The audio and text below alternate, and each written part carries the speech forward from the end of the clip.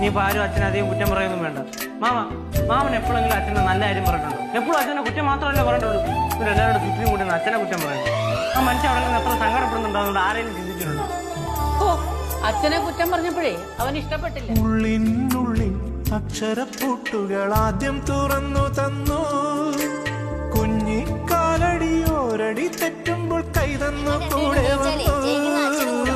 ഉള്ളിനുള്ളിൽ അക്ഷരപ്പൂട്ടുകൾ ആദ്യം തുറന്നു തന്നു.